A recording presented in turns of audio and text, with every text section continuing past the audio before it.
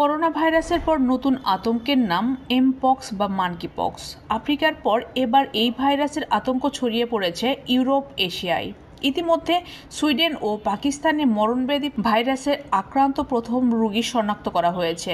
বিশ্ব স্বাস্থ্য সংস্থা WHO এর জরুরি স্বাস্থ্য অবস্থা জারির পরই বিষয়টি সামনে এসেছে। শুক্রবার AFPর প্রতিবেদনে উঠে আসে এই তথ্য।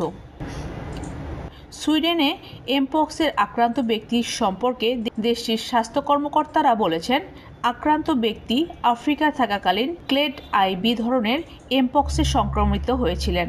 তিনি এখন চিকিৎসাধীন রয়েছেন।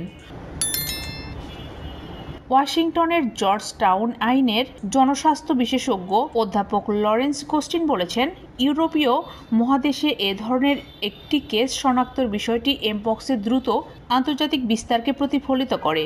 সুইডেনে একটি কেস শনাক্তের অর্থ শুধু এটি নয়, এমন কয়েক ডজন কেস রয়েছে। এছাড়াও দক্ষিণ এশিয়ার দেশ পাকিস্তানেও এমপক্সের প্রাদুর্ভাব বাড়ছে। এখন পর্যন্ত 3 জন এমপক্সে আক্রান্ত হয়েছে বলে নিশ্চিত করেছেন দেশটির স্বাস্থ্য মন্ত্রণালয়। জানা গেছে তারা ইউনাইটেড আরব আমিরাতের একই বিমানের যাত্রী ছিলেন। তাদের মধ্যে এমপক্সের লক্ষণগুলো প্রকাশ পাওয়ার পরপরই হাসপাতালে যান।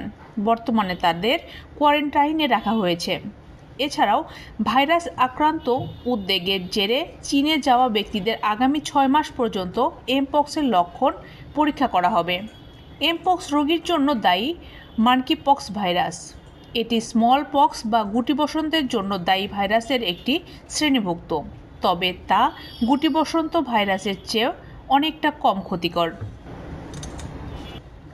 এমপক্সের উপসর্গ: জ্বর, মাথা ব্যথা, ঘর্মক্ত হওয়া, পিঠ ও পেশিতে ব্যথা। যেভাবে ছড়ায় এমপক্স: ত্বক, শ্বাস প্রশ্বাস আর সংক্রমিত ব্যক্তির সঙ্গে শারীরিক সম্পর্কের মাধ্যমে।